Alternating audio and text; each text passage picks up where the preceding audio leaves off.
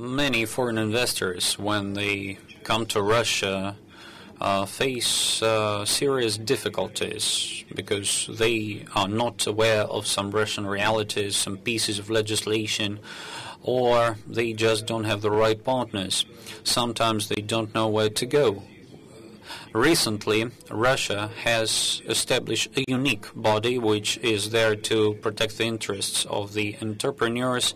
This is the Institute of the Ombudsman for Entrepreneurs' Rights. So the question is to Mr. Titov. 4 months ago, you were appointed Ombudsman of the Russian Federation for protection of rights of entrepreneurs. Could you give us some of the results of your activities in recent time, and what are the challenges which you faced? Indeed, time is rushing on. 4 months, and I wonder whether it has been really 4 months, a bit less than that, but still. Looking at what is happening at investment fora when we talk to investors and try to lure them into the country, there is a lot of positive news, but there is always some negative news as well. And the institute, which I'm head of now, was established primarily because there are not so very positive news, and insofar protection of rights of entrepreneurs is not the area where we are champions.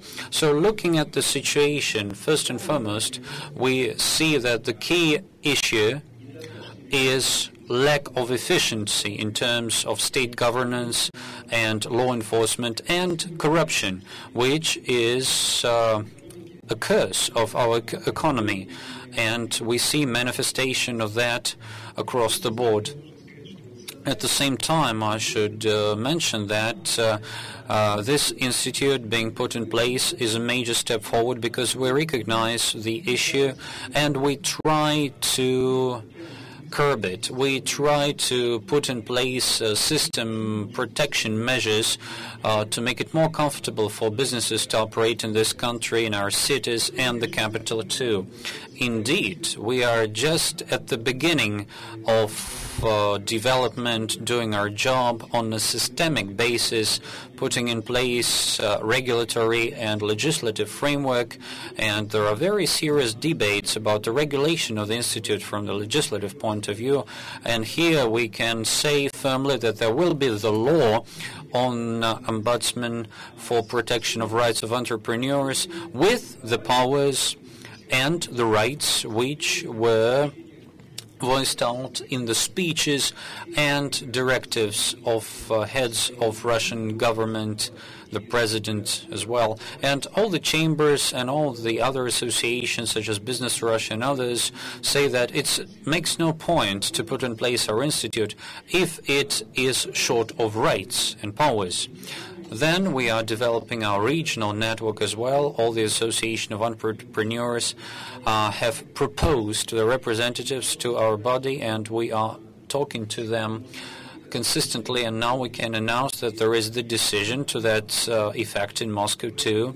We have approved and identified candidates into that body, and this has been agreed upon with heads of Moscow government, with the mayor too, and we can announce that there is the candidate, even though it was quite a challenging discussion. And we are proposing as ombudsman Mr. Alexei Komissarov, head of a department. This was what the discussion was all about, because now he is part of the executive system of Moscow, protecting business, developing business as part of his professional activities as an executive. From this point of view, he is within the system. Yet the positive experience which he has in terms of putting in place the staff to protect business interests in Moscow and achievements led us to think that he is the best candidate insofar in order to protect entrepreneurship. We are talking to him on a constant basis, and there are claims that he is looking at, and there are very positive outcomes to begin with. And we are also looking very closely at how we organize our activities. It's not just about putting in place the office with all its members and its place under the Civic Chamber of the Russian Federation. We want to have it as a really functional institute, and Sergei mentioned the roadmaps that we are adopting and implementing within the Agency of Strategic Initiatives. One of the novelties we are working on will be notionally called the Red Button Roadmap. This will be the system of processing claims and applications from entrepreneurs. This is the measure of last resort for entrepreneurs. And we will also accept the applications only if there are refusals already on the part of agencies and services in the executive bodies. And if there is no positive decision, they can turn to the Ombudsman office to have it studied further together with public councils in the ministries and agencies. The system is also being created, and if help is required, we make a positive decision if we see that the rights are breached, and we will put to work all the resources that we have in the regions and in specific branches of industry, as well as at the federal level, in order to help an entrepreneur. So we do hope that by October we will do the job of establishing that institute and putting it to work to help investors if the rights are breached. So just in a nutshell, we are not expecting this to happen. We are doing our job already, and we receive applications and claims. As of today, we have seen 233 applications. The majority of those, about 40%, 82 applications or claims relate to criminal prosecution of businesses. And this is really the most acute problem. Primarily, this is under Article 15.9, fraud.